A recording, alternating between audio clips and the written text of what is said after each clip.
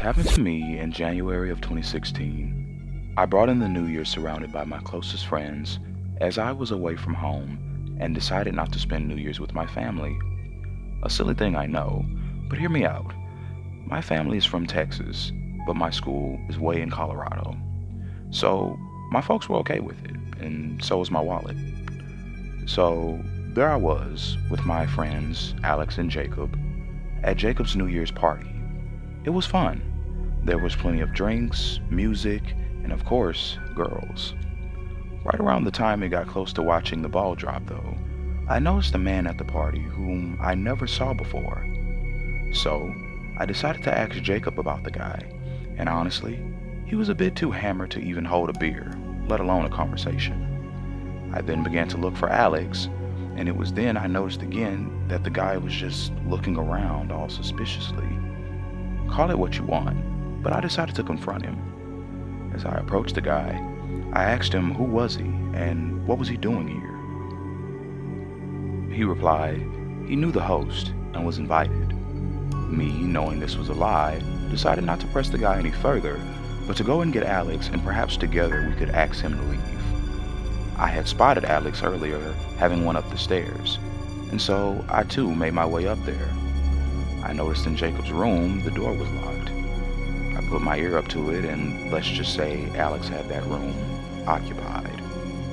Thus, I began to turn around when I noticed that same man from earlier at the edge of the hall staring at me.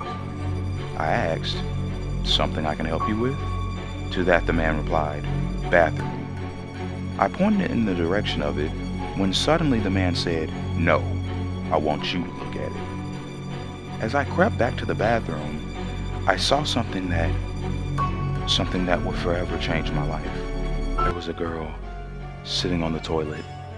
Blood was oozing from her slit throat. I screamed, and that's when the man charged me. I ran to Jacob's parents when I felt a sharp pain in my right calf.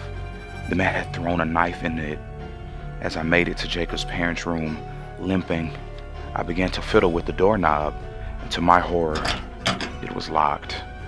I turned back to see the man now inches away from me. I pulled the knife out, and I prepared to defend myself. The man had watched me do it, and mockingly said, "What are you going to do with that?" It was then I noticed Alex was coming up behind the man. He hit him over the head with a bottle of wine, knocking the man unconscious. Alex helped me up, and the guy he was with bandaged my leg as we called 911. To make a long story short, the guy was arrested, and the party was shut down. To this day, we have no idea why the guy killed that girl or why he even tried to kill me.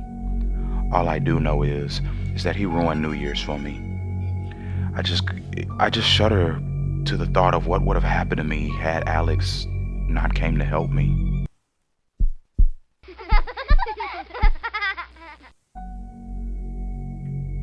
This happened to me in January 2020. For starters, I'm a woman. This story begins when I went to a New Year's Eve concert where a guy I was semi-seeing and his band were playing. I had planned on surprising him because I originally thought I couldn't make it. As I made my way through the crowd, this jerk bumped into me and made me spill my drink. I didn't think much of it besides calling him an asshole. Midway through the show, however, the guy I was seeing says, "I'm dedicating this next song to a special lady.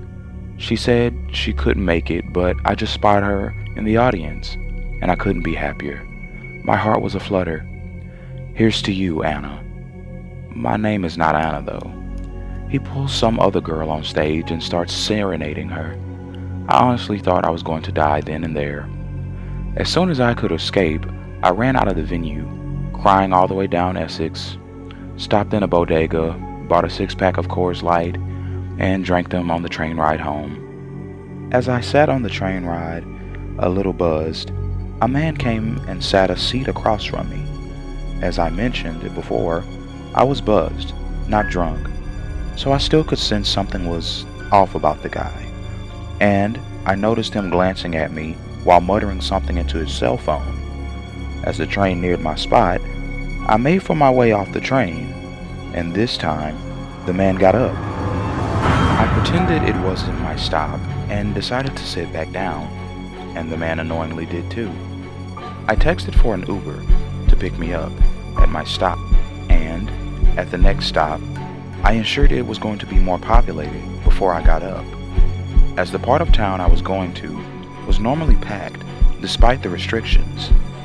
As the stop approached, I once again got up, as did several other passengers.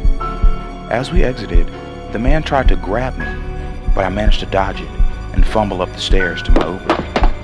As the Uber pulled away, I noticed the man staring at me as the driver started to drive away.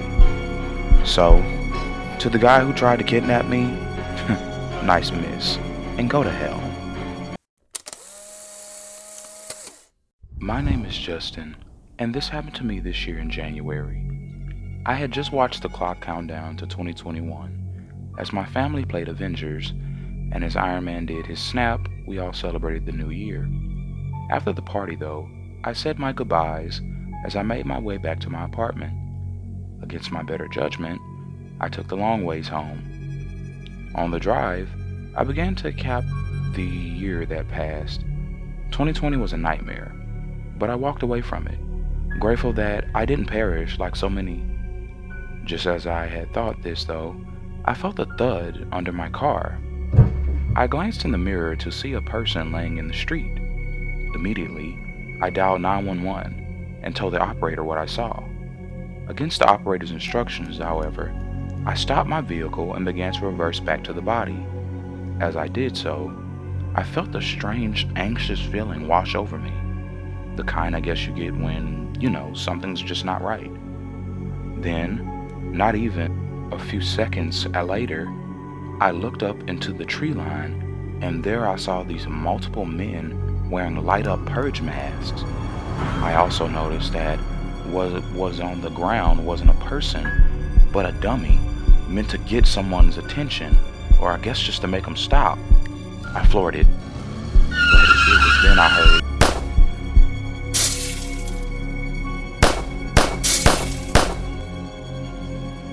I thought I was going to die, as one of the bullets did strike me through the shoulder, and I crashed a little ways up the road.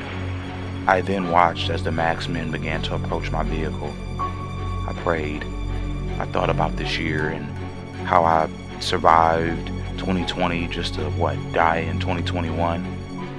But just before they inched ever so close, it was as if God was listening to my prayers. I began to hear police sirens. The masked men fled back into the woods, and the officer who arrived, he had brought backup, and they called me an ambulance.